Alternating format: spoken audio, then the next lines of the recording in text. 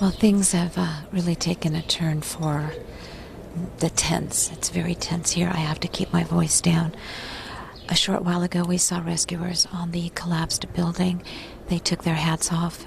They made the sign of the cross, and everything just became very somber here. We think that's not a good sign. You are looking live at a search and rescue team from Israel that has just arrived here on the scene. They are having their harnesses put on, and they are going to go into the collapsed building. Now, you may make out the firefighter in the black helmet. That is firefighter Roberto Padilla. He was putting the harness on the Israeli team. This is a world-renowned team of rescuers that have flown in from Israel to assist. They are going to go in. A short while ago, a Belgian Malinois, a canine, was brought in, was on the pile, and began barking at a certain location. We do not know if this is a life detection dog or a cadaver detection dog, but the dog was very adamant in barking at a certain location on the pile, and that is the location where they are going to be focused on. Fists are up. Silence is being requested. Machinery is being turned off. You can hear the dog in the background barking. This is all happening live, and the family of the man they are looking for is watching this. Not far from me. I can't begin to tell you how emotional they are, and the agony that is written all over their faces. They are in so much pain. This is their brother. This is their loved one, Eric Gaona Garnica, buried alive in his office at Laboratorios Azteca, a medical laboratory facility here in the Colonia Roma in the center of Mexico City.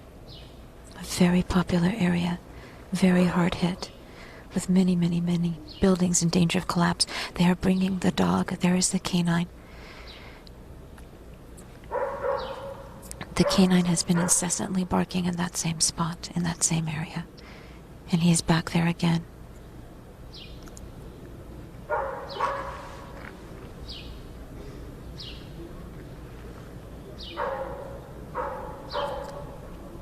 We do not know if this is a life-detecting dog or a cadaver-detecting dog, or possibly both. We actually met a trainer with a canine who was trained in both yesterday. We, of course, are keeping a good thought and prayer and hoping it is a life detection dog and that there are signs of life. But I can tell you the mood has drastically changed here in the last 15 minutes. There were times when people would break out into applause for the rescuers, just trying to give them a little moral support. There has been no applause. They've also set up skirmish lines, and they took in a gurney. So there is a gurney standing by. And I am looking live at the family. We're not going to put them on camera, but I'm looking live at them right now. And the pain these people are in, understandably so. You can only imagine if this was your brother, your son, your husband, your loved one. There were signs of life. He had talked to rescuers.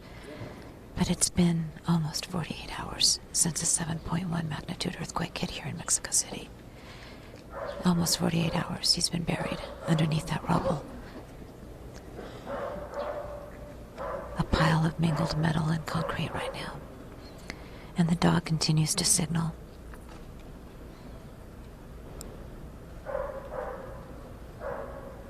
Now they've been using thermal imaging cameras and very sophisticated microphones trying to detect any sign of life. The rescuer is asking for more time.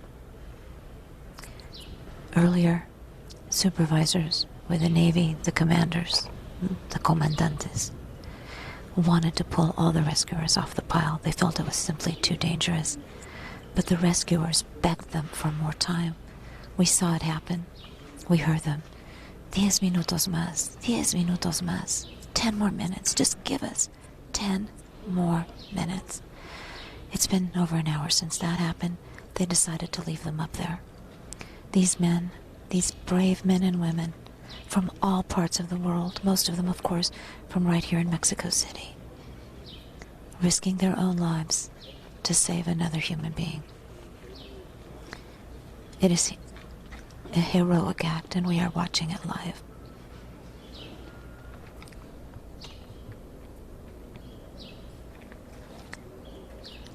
Now, right now, fists are not up, hands are not up, arms are not up.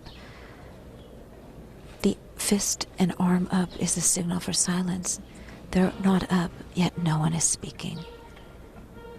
As I mentioned, the mood very, very somber here. A lot of people I can see are praying, although most of these are rescuers, and they're very focused on their work right now. All eyes on this pile of rubble on the corner of Medellin and San Luis Potosí. Gigi, Laboratorios Azteca. we've seen the dog in there, and you've mentioned him in there. And I was reading that when the rescue crews go to work, they'll tap out or bang out a rhythm on the building. And it's a process they go through in Mexico because they are in an earthquake-prone area. So they'll tap out a rhythm, hoping that someone trapped in the building will recognize that there's a rhythm being tapped back and that it's unusual, and they'll respond to that. Have you seen any of that going on? No, I probably wouldn't be able to hear it from here, but I do know that he was in communication. Yesterday, the little girl that's trapped in the rubble at the school in the south of Mexico, she was actually able to speak to rescuers. You are looking live now at the gurney being brought in. The gurney is behind the rescuers. They are taking the gurney. It appears they are taking it inside. Again, a very somber mood. Gigi, We're praying and hoping for the best along with all the volunteers here. Yes, Steve? we're watching this scene. I wonder, is this scene being played out in other locations as well? Yes, it is. At last count, there were 34 collapsed buildings, Steve. Right now, and you almost saw that rescuer Yes. slip there. Right now in the south of Mexico, they are still looking for that little girl who is trapped in the rubble of her school. And she may be with other children. It's unclear. A very somber moment last night when they pulled out the body of a school teacher. These kids were in the process of evacuating, I'm told, when the building collapsed on top of them. Now, we Look at see that. a rescuer. I want you to, okay, that is Roberto Padilla. He is a Sacramento City firefighter here on his own time and his own dime. He is volunteering here. His family lives here in Mexico City. He had several missing family members himself. They have all been accounted for. And I met him just as he was arriving here. He told me he had to be here. As he said to me through tears, "This is my hometown."